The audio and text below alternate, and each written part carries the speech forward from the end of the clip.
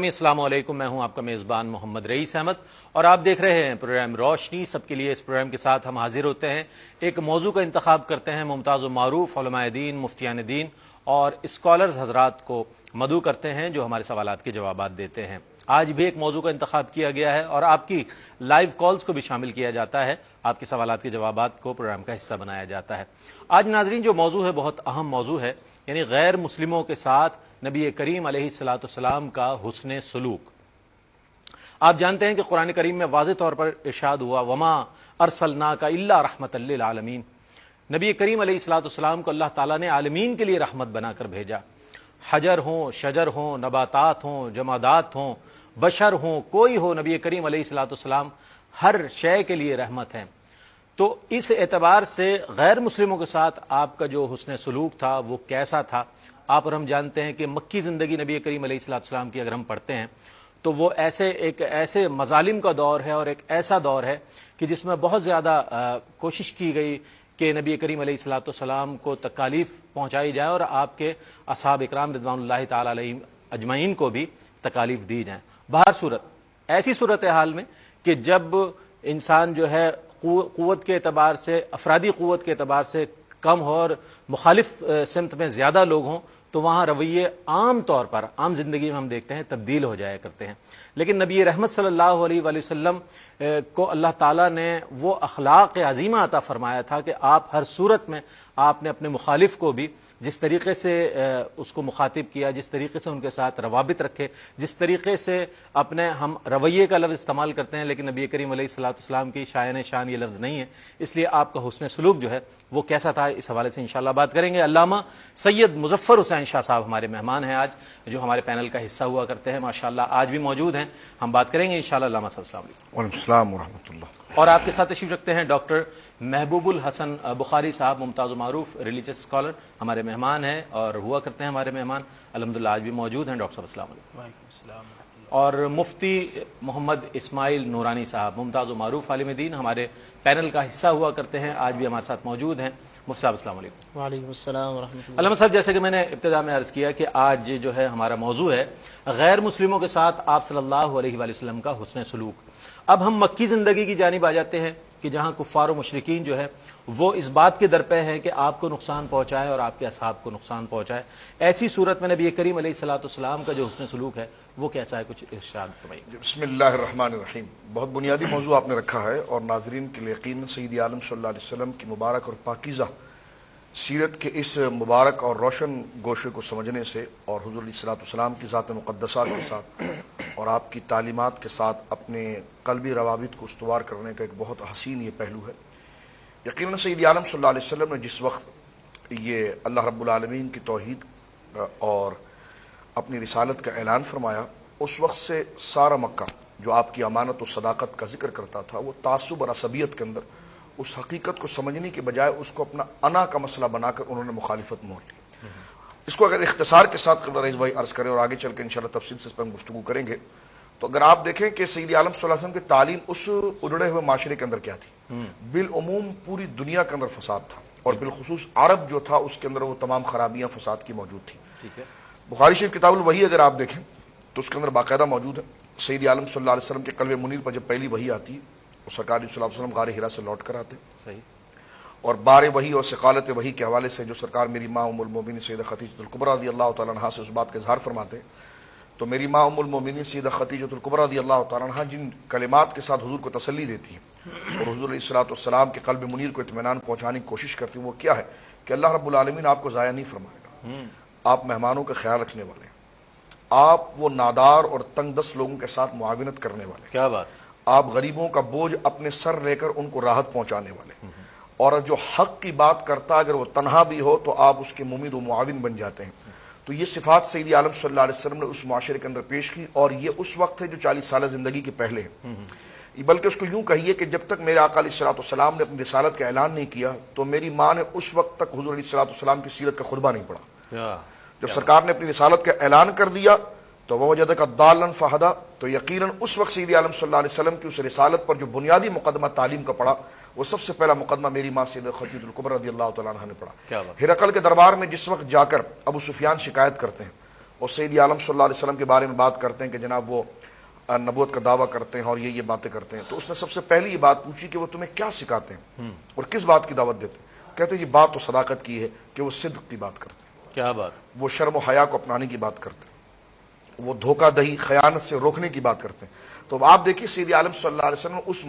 اس اجڑے ہوئے معاشرے کے اندر انسانیت کو ان کے اصل درس کے ساتھ، اس اصل پیغام کے ساتھ ان کی زندگی کو استوار کرنے کے لیے جو بات کی ہے، تو ابو سفیان اس وقت غیر مسلم تھے، لیکن انہوں نے اس وقت بھی اس بات کا اقرار کیا کہ سید عالم صلی اللہ علیہ وسلم ہمیں سچ کی بات کرتے ہیں، امانت کی بات کرتے ہیں، یعنی شرم و پاکیزگی کی بات سکھاتے ہیں، اور جو ہمارے اندر فساد آ چکا ہے، بے حیائی کا فساد آ چکا ہے، اولاد سے دوری کا فساد آ چکا ہے، شفقت و محبت اور انسانیت کا رشتہ اور انسانیت کے لیے بھلائی، اور ہر ایک کو اپنی صرف مادی غرض کے ساتھ جوڑنا، اور انسان صرف مادی ضروریات کے ساتھ اپنی زندگی کی تکمیل نہیں کرتا بلکہ اس کے ایک احساسات بھی ہے۔ تو انہوں نے واضح کیا کہ نبی کریم علیہ الصلوۃ والسلام ان احساسات کو اجاگر کرنا چاہتے ہیں جس کے ساتھ ایک معاشرے کے اندر امن پیدا ہوتا ہے۔ تو آپ دیکھیے کہ حضور علیہ الصلوۃ والسلام نے صرف ابھی اعلان نبوت فرمایا ہے، اور اس کے ساتھ آپ کی وہ 40 سالہ جو تعلیم ہے جو عرب کے معاشرے پوری دنیا کی اصلاح کے لیے، اس کا پورا خطبہ میری ماں نے بھی پیش کیا، سید خدیجہ الکبریٰ رضی اللہ تعالیٰ عنہ نے، اور ابو سفیان بھی اس بات کو یعنی کہ ایک انسان کامل کا کردار جو ہے وہ سامنے آ رہا تھا اہل عرب کے کفار و مشرکین کے سامنے، اور وہ بھی اس بات کی تائید کر رہے تھے کہ آپ صادق اور امین ہیں۔ تو کیا فرمائیں گے ڈاکٹر صاحب اس حوالے سے کہ اگر نبی کریم علیہ السلام کے حسن سلوک کو اگر ہم سامنے رکھیں تو اجتماعی اور قومی سطح پر آپ کا حسن سلوک کس طرح کا تھا؟ کچھ فرمائیے۔ جیسے کہ اس سے پہلے گفتگو ہوئی کہ حضور اکرم صلی اللہ تعالیٰ علیہ وسلم بطور نمونہ سب لوگوں کے لیے پیش کیے گئے، اور خود حضور اکرم صلی اللہ تعالیٰ علیہ وسلم کی احادیث یہ بیان کرتی ہیں کہ مکارم اخلاق کی تکمیل کے لیے تو بیسیکلی حضور اکرم صلی اللہ تعالیٰ علیہ وسلم کا جو نمونہ ہے، جو ماڈل ہے، یہ بیسیکلی پوری انسانیت کی تکمیل اور اخلاقیات یعنی جو ایتھکس ہے اس کی تکمیل کے لیے، کیا بات، یعنی اقدار کی تکمیل کے لیے، اقدار کی بلندی کے لیے حضور اکرم صلی اللہ تعالیٰ علیہ وسلم کی سنت کو آگے منتقل کیا گیا۔ اب یہاں پہ جو بنیادی بات ہے وہ یہ ہے کہ اب مسلمانوں نے یہ سیکھنا ہے اور مسلمانوں نے اس سنت پر عمل کرنا ہے کہ حضور اکرم صلی اللہ تعالیٰ علیہ وسلم نے غیر مسلموں کے ساتھ کیسا سلوک روا رکھا، اور یہ مثال آگے تک پہنچانی ہے۔ حضور اکرم صلی اللہ تعالیٰ علیہ وسلم چونکہ نمونہ تھے پوری انسانیت کے لیے اخلاقی اعتبار سے بھی، تو اس لیے اب مسلمانوں کی یہ بنیادی ذمہ داری ٹھہری کہ آپ صلی اللہ تعالیٰ علیہ وسلم نے نہ صرف وہ اخلاق جو کہ آپ نے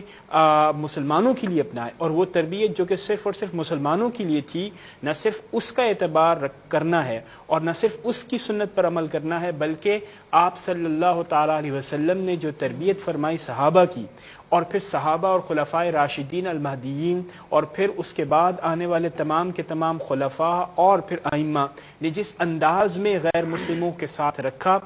وہ ہمیں اپنے سامنے رکھنا ہے۔ تو جو بنیادی ذمہ داری ہمارے سامنے آتی ہے وہ یہ ہے کہ اسلام نے اپنی ابتدا سے لے کر آج تک جو ہمارے لیے نمونہ چھوڑا وہ یہ چھوڑا کہ ہمیں حضور اکرم صلی اللہ تعالیٰ علیہ وسلم کی ذات کو مرکز بنا کر اس کے بعد پھر ہم نے اپنے علاوہ کرنا ہے۔ اور یہاں پر یہ بات بھی ضرور ملحوظ خاطر رہے کہ یہ عبادت ہے، یعنی جب آپ حضور اکرم صلی اللہ تعالیٰ علیہ وسلم کے اخلاق پر عمل کرتے ہیں تو بیسیکلی آپ عبادت کرتے ہیں، آپ کا ہر فعل عمل عبادت کے طور پر لیا جانا چاہیے۔ بہت اچھی بات ہے۔ میں پہلے سوال کی جانب ہی آؤں گا، تھوڑا سا اس کے حوالے سے بھی ارشاد فرمائیے گا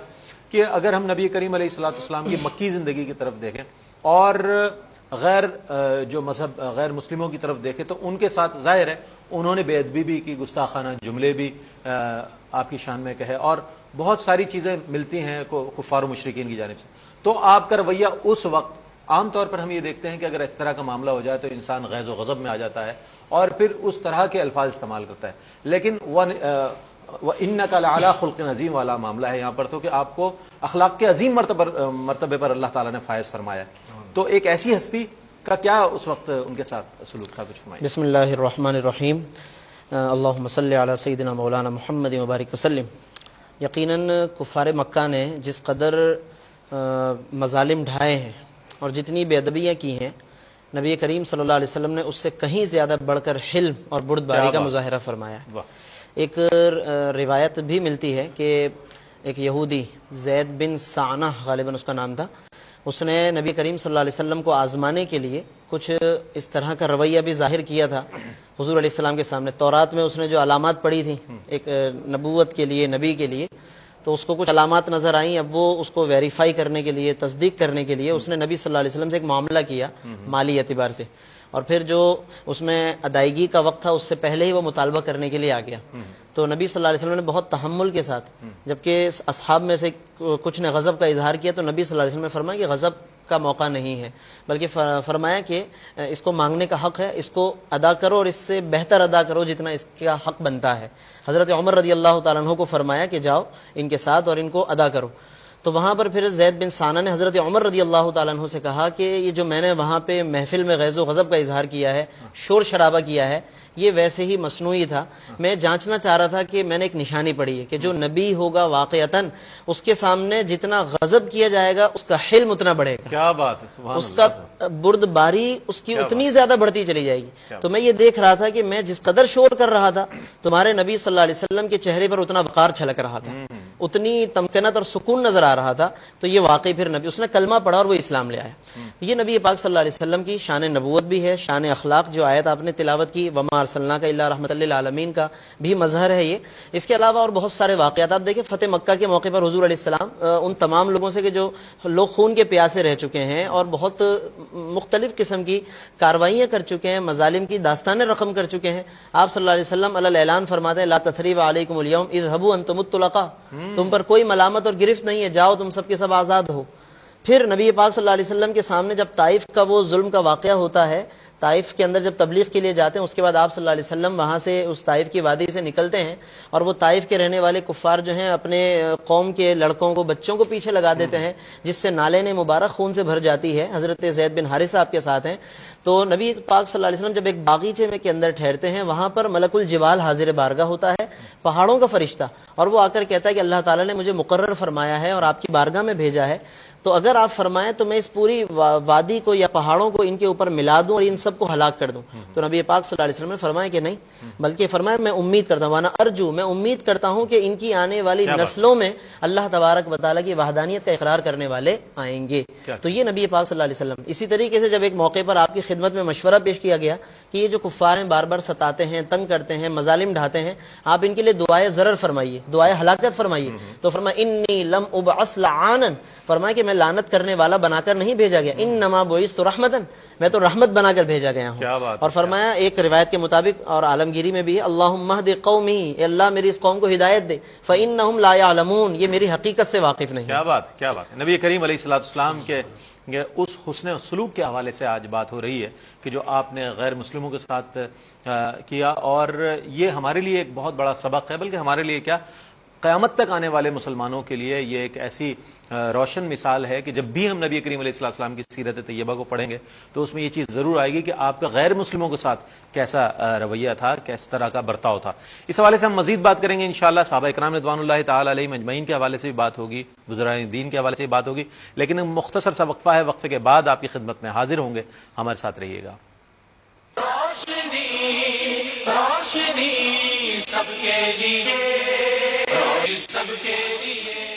خوش آمدید ناظرین، آج ہمارے پروگرام کا موضوع ہے غیر مسلموں کے ساتھ آپ صلی اللہ علیہ وآلہ وسلم کا حسن سلوک، اور آپ صلی اللہ علیہ وآلہ وسلم سے تعلیمات حاصل کر کے صحابہ اکرام رضوان اللہ تعالی